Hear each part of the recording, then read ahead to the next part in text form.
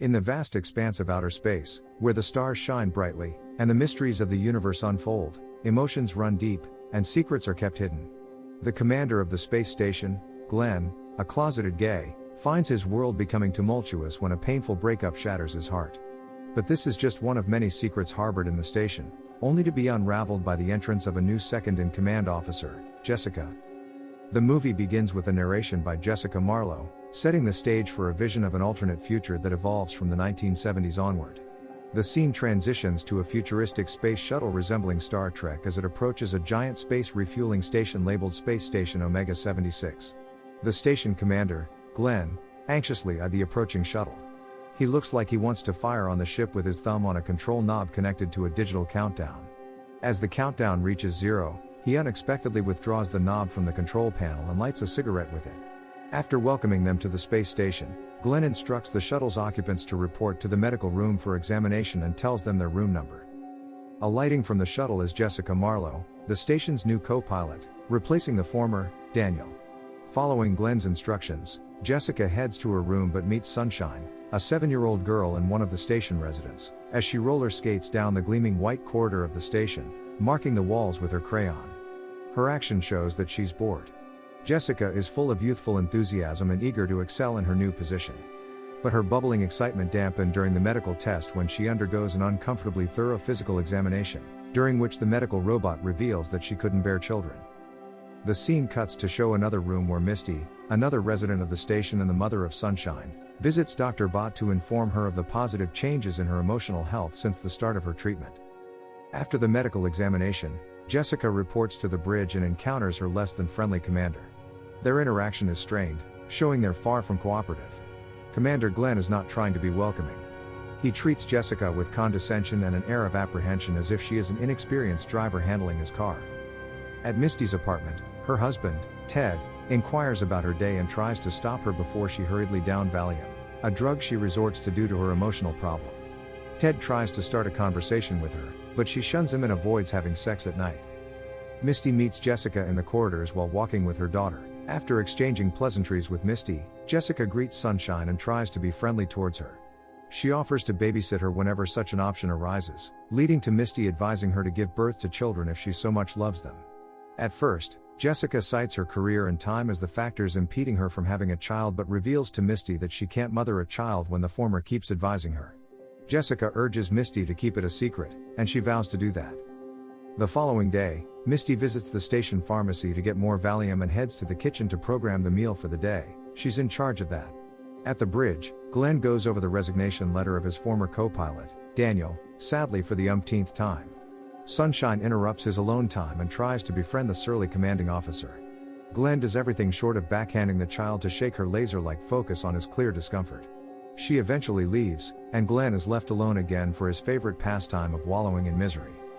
On leaving Glenn, Sunshine heads to Donna's room, wanting to play with the baby. But Donna didn't allow her to enter, telling her the baby was still fragile and could get contaminated with germs on Sunshine's fingers. Sunshine leaves her doorstep solemnly and, together with her dad, visits the station arboretum. They meet Jessica there, tending to some plants. When her dad is leaving the arboretum, Sunshine stays with Jessica, who has been friendly towards her. Later, at the bridge, Jessica brings up the near miss with a large asteroid they experienced the previous day.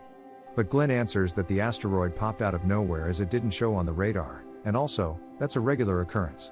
His calm attitude surprises Jessica, and she informs him about the compilation of graphs made by Daniel before leaving, which could show them the way to avoid such an asteroid. She shows Glenn the graph, but he refuses to look at it, citing that he's busy with his work. While taking a shower at night, Glenn could hear the voice of Daniel playing in his head. He tries suicide by dropping the music player in the bathtub, but the security alert thwarts his effort. The next day, the other side of Ted is shown as he pleasures himself with the fantasy about a beautiful Playboy playmate-looking space angel outside his window.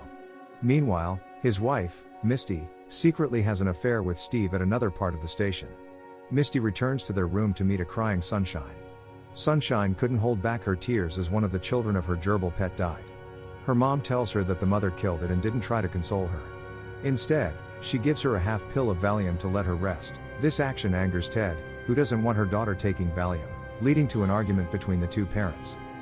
The next morning, he sees Jessica visiting Ted in his room. She comes to inquire about some hydrogen tanks as Glenn already demands them. Ted apologizes for not getting them for her on time, and when Jessica tries to blame herself that she should have come up earlier, he tells her to blame him as Glenn does that every day.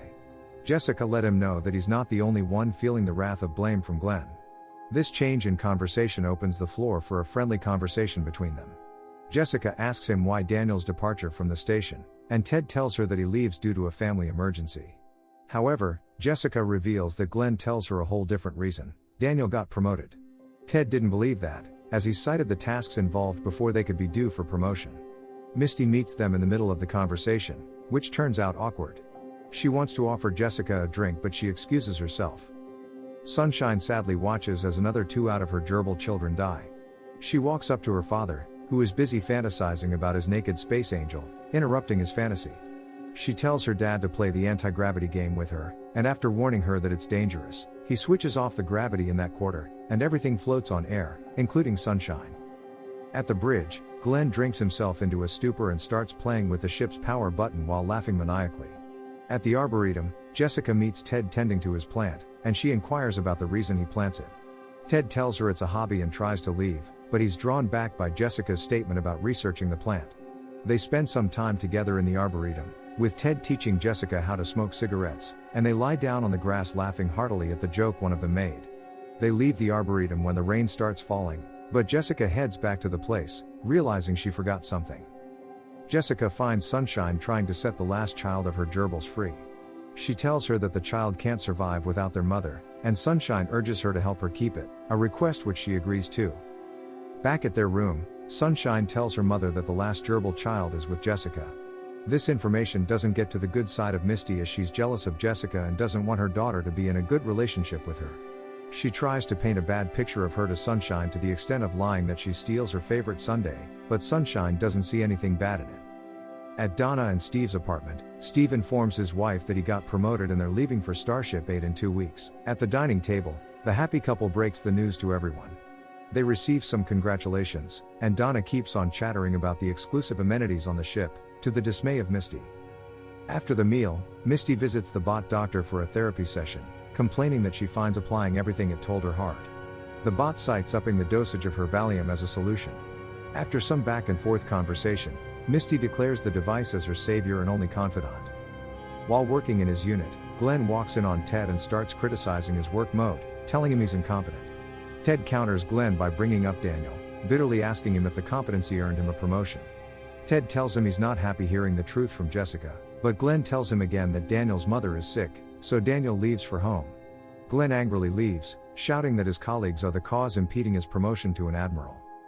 Christmas is drawing near, and for a Christmas present, Jessica wants to give a dog to Sunshine, but Misty doesn't allow it, saying she's allergic to it.